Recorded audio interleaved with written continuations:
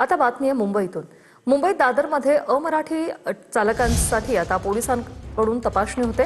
Taxi चालकांना प्रश्न विचारत पोलिसांकडून दादरमध्ये तपासणी सुरू आहे।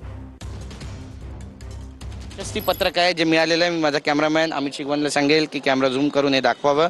अशा पद्धतीची जी प्रमाणपत्र आहेत मराठी भाषेचं ट्रेनिंग घेतल्यानंतर ही टॅक्सी चालकांना दिलेली आहे। ज्यावेळी कारवाई होते त्यावेळी हे सुद्धा ते दाखवू शकतात, जेणेकरून ते कारवाईला सामोरं जाणार नाहीत किंवा त्यांच्यावर कारवाई होणार नाही। तर आता यांनी हे प्रमाणपत्र तर मिळवलंय, पण मराठी येते तुम्हाला बोलता?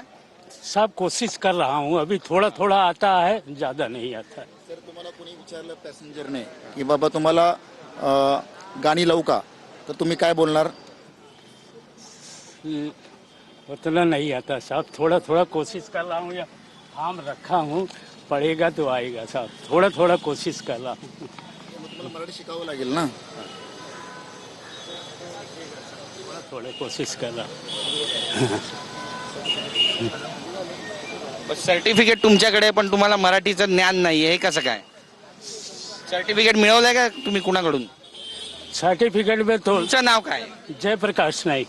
मग तुमचंच सर्टिफिकेट आहे ना? हाँ सर, मग तुम्हाला मराठीचं ज्ञान नाही, थोडी पण मराठी बोलता येत नाही? थोड़ा थोड़ा आता है साहब। काय येतं बोलून दाखवा जरा, पोलीस समोरच आहेत, आरटीओ अधिकारी समोर आहेत, बोलून दाखवा काय येतं।